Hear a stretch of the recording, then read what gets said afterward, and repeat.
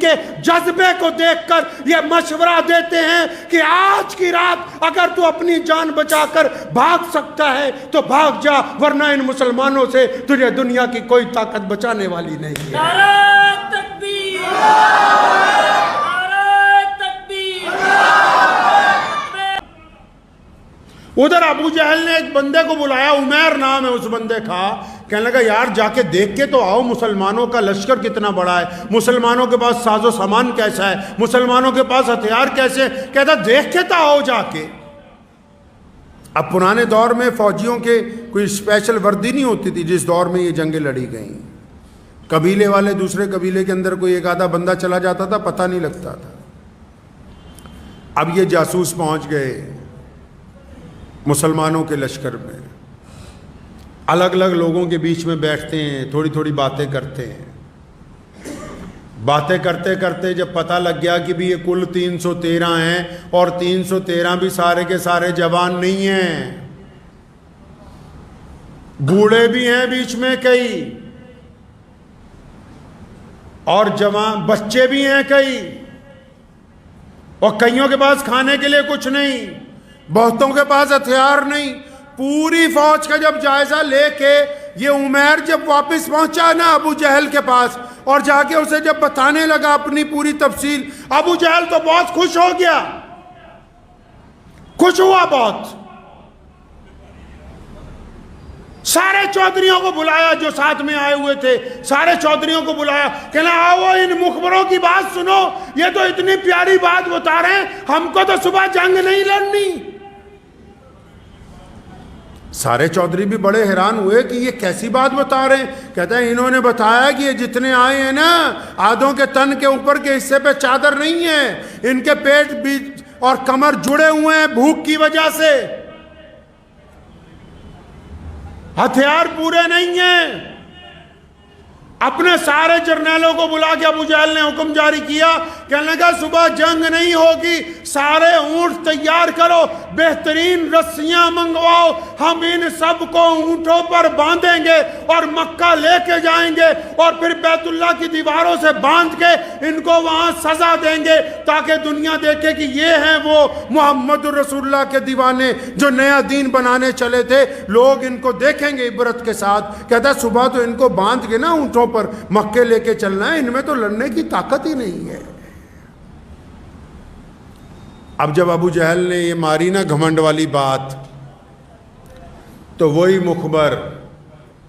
جو یہ بتا رہا تھا کہ مسلمانوں کے پاس ساز و سامان نہیں ہے، کھانے پینے کی چیزیں نہیں ہیں، مسلمانوں کے پاس گھوڑے نہیں ہیں، مسلمانوں کے پاس اونٹ نہیں ہیں، مسلمانوں کے پاس تلواریں نہیں ہیں، اسی مخبر نے کہا ابو جہل کو ٹوک کے، کہنے لگا بات سن، تو کچھ زیادہ ہی ہوا میں آ گیا، تجھے تو غلط فہمی ہو گئی، ابھی تم نے رپورٹ کا آخری حصہ تو سنا ہی نہیں، ابھی تم نے میری پوری کاروائی کی آخری بات تو سنی نہیں، تو آدھی ابھی ہم نے بولی ہے، تو خوش ہو گیا، ڈھول بجوانے لگا، شراب پینے لگا، پہلے بات تو پوری سن لے ہماری۔ تو ابو جہل شراب کے نشے میں کہنے لگا اچھا چلو تم ہی پوری بات بتا دو۔ تو وہ کہنے لگے کہ ہم نے دنیا دیکھی ہے، ہم نے بڑے بڑے ملک دیکھیں، ہم بڑے بڑے قافلوں کے ساتھ سفر کرتے رہے، لیکن ہم جب اس میں گئے ہیں مسلمانوں کی اس 313 کی فوج میں، اگر بچے کے پاس بیٹھیں وہ بھی ایک بات ہی کہتا ہے کہ فدا کا محمد، کہ میں تو رسول اللہ پر جان دینے آیا ہوں، بڈھے کے پاس بیٹھیں وہ بھی کہتا ہے کہ میں محمد کے لیے جان دینے آیا ہوں، جوان کے پاس بیٹھیں وہ بھی کہتا ہے کہ میں محمد کے لیے جان دینے آیا ہوں۔ وہ کہتے ہیں ابو جہل یہ مانا کہ ان کے پاس ساز و سامان نہیں ہے، یہ لیکن ایسے زہریلے ناگوں کی طرح بیٹھے ہیں، یہ اتنا تڑپ رہے ہیں، یہ تیرے 1000 کے لشکر سے خوف زدہ نہیں ہیں، یہ اپنے نبی کو دیکھتے ہیں اور شہادت کی طرف دیکھتے ہیں، یہ دو ہی باتیں کرتے ہیں، فتح یا شہادت۔ کہنے لگا ابو جہل اس خام خیالی میں نہ رہنا کہ ان کو اونٹوں کی پشتوں پہ باندھنا ہے، ہم تجھے ان کے جذبے کو دیکھ کر یہ مشورہ دیتے ہیں کہ آج کی رات اگر تو اپنی جان بچا کر بھاگ سکتا ہے تو بھاگ جا، ورنہ ان مسلمانوں سے تجھے دنیا کی کوئی طاقت بچانے والی نہیں ہے۔ نعرہ تکبیر، نعرہ تکبیر، ختم نبوت، نعرہ تکبیر۔ اب جب ابو جہل نے یہ بات سنی نا تو بڑی فکر ہوئی، تو کہنے لگا کوئی نہیں، صبح جب جنگ ہوگی تب دیکھیں گے، صبح جب جنگ ہوگی تب دیکھیں گے۔ ادھر محمد رسول اللہ کو دیکھ لیں، محمد رسول اللہ اس جھونپڑی میں سجدہ کیا ہوا ہے، ساری رات کے پہر گزر رہے ہیں، نبی علیہ السلام کبھی سجدے میں جاتے ہیں، کبھی بیٹھ جاتے ہیں، اور بار بار دعا ہے کہ اللہ آپ نے کہا تھا کہ میں تیری مدد کروں گا۔ اور ایک بڑی تاریخی بات نبی علیہ السلام نے اس دعا کے دوران کہی، فرمایا الہی اب تک جو میں نے محنت کی ہے وہ ساری کی ساری آج بدر میں موجود ہے، اب تک جو میں نے دین پہنچایا ہے وہ سب کے سب لوگ بدر میں موجود ہیں۔ نبی علیہ السلام نے دعا میں یہ بات کہی کہ یا اللہ یہ کل 313 مسلمان ہیں اس روئے زمین کے اوپر، کل 313، یا اللہ یہ 313 تیرے نام پر بدر میں لے کے آ گیا، سامنے 1000 سے زیادہ کا چاق و چوبند لشکر ہے اور سب کے پاس اسلحہ ہے، ہمارے پاس صرف 8 تلواریں ہیں، لیکن یا اللہ ان 313 کو لے آیا ہوں، آج اگر یہ 313 ہلاک ہو گئے، آج اگر یہ 313 باقی نہ رہے تو مولا کریم قیامت تک تیرا نام لینے والا بھی اس زمین پر کوئی نہیں ہوگا۔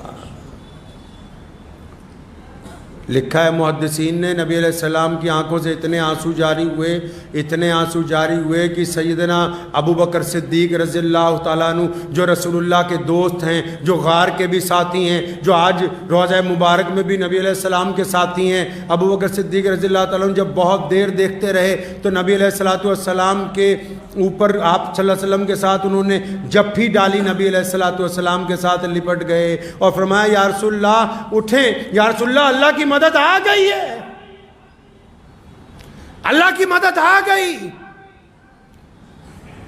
پیغام ملا کہ جبریل علیہ السلام کو خود کسی فرشتہ کو آج تک جنگ میں نہیں بھیجا گیا، یہ محمد رسول اللہ صلی اللہ علیہ وسلم ہے کہ اللہ کا حکم ہوا کہ جبریل آج تم بھی جنگ کا ساز و سامان پہن کے میرے نبی کے لیے اترو۔ جبریل آ گئے نا، 5000 فرشتے بھی آ گئے، میرے محبوب نے بات نہیں مانی، فرمایا یا اللہ تو نے تو یہ کہا تھا کہ اے محمد صلی اللہ علیہ وسلم جب آپ نکلیں گے تو میں بھی ساتھ ہوں گا، فرمایا یا اللہ آپ کا ساتھ چاہیے،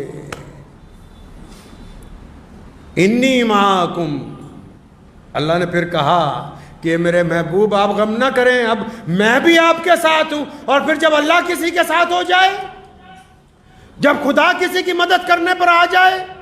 جب رب العالمین کسی کی مدد کے لیے آ جائے، کائنات نے جس کو ایشور کا نام دیا، جس کو پنجابی میں مکال پرک کہتے ہیں، جب خدا خود کسی کی مدد کے لیے راضی آ جائے تو پھر سامنے جتنی سے مرضی بڑی طاقتور فوج آ جائے۔ تو میدان بدر میں حضرت مولا علی کرم اللہ وجہ فرماتے ہیں کہ بدر کی بھٹی جب گرم ہو گئی، شدت کے اوپر جب پہنچ گئی، اور جب دشمن کو یہ خام خیالی تھی کہ ان بھوکے لوگوں کو ہرایا جا سکتا ہے، ان کمزور لوگوں کو ہرایا جا سکتا ہے، جب تیز بھٹی میں فرمایا جب جنگ اپنے عروج پر ہوتی تھی اور میں لڑتے لڑتے یا کوئی صحابی تھک جاتا تھا تو فرماتے ہیں کہ اگر ہم کسی کے پیچھے جا کے تھوڑی دیر سانس لیتے تھے تو پیارے نبی حضرت محمد الرسول اللہ صلی اللہ علیہ وسلم میدان جنگ میں بھی اگر کوئی سب سے آگے تھا،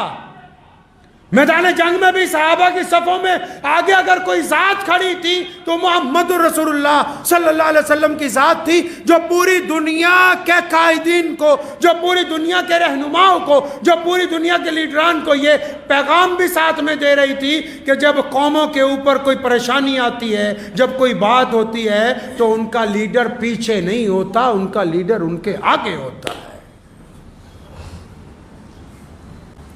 اللہ تبارک و تعالیٰ نے اس جنگ میں فتح عطا فرمائی، عتبہ بھی مارا گیا، ولید بھی مارا گیا،